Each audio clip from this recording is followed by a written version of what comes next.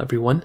The iPad 11 is one of those iPads that came out quite a bit of time ago, not too long ago, but just like, earlier this year. And I want to go and see how this thing is holding up in the later part of 2025. Now, there's a couple of big things to keep in mind here. Number one, when you're looking at these types of iPads, their body and the exterior are still holding up fairly well for the most part. So you're still able to go through and get an 11-inch display on the front side, which is actually pretty good. You're able to get a liquid retina IPS panel, and for the most part, for you being able to go through and pick up this type of panel, you're going to be able to get a pretty good type of iPad on this thing. You're getting a USB Type-C port on the bottom. You're getting a, Apple Pencil, standard support, the USB Type-C, or you can go and grab the Apple Pencil, the original one, use it here too with the adapter. So there is still some things to love about this type of iPad, which I'm definitely a fan of. I think that right there is a pretty nice thing to keep in mind here for this type of device when it comes down to it. But keep in mind as well, there are still some advantages of picking up a different type of iPad. The lack of a 120 hertz display here is kind of a little lackluster. That might be a little bit weird, but it's not anything super crazy. Also, when you're looking at some other types of iPads too, there might be some other better competition, but that's kind of just one of those other type of things. Some big things though that kind of happened with this iPad this year.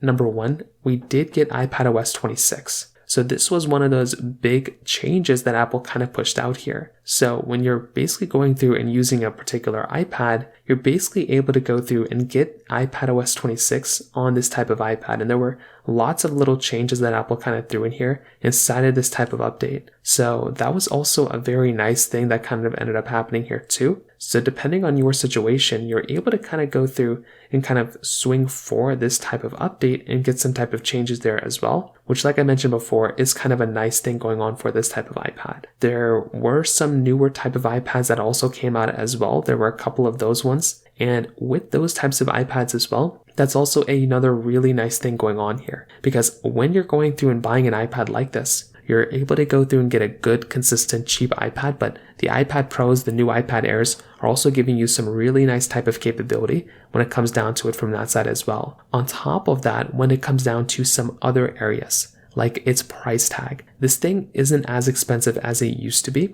That right there is a good thing. It still is very affordable even in the brand new market. So that right there is also another one of those key components, which I think if you look at it, that would be a really nice thing. And it's a very affordable iPad from that standpoint as well. So I think overall, these types of iPads I'm a big fan of. I would definitely recommend people to buy them for sure. But if you're in the market and you want to go through and buy an iPad, maybe go for a used iPad Pro or a different one from that type of generation. So in terms of that pretty much covers it up there. If you have any other thoughts or questions, please let me know in the comment section below. Hit the like button, that would mean so much, but definitely hit that subscribe button. More importantly than everything else, I love every single one of you guys. Hopefully I'll catch you guys in the next video. Peace out till then.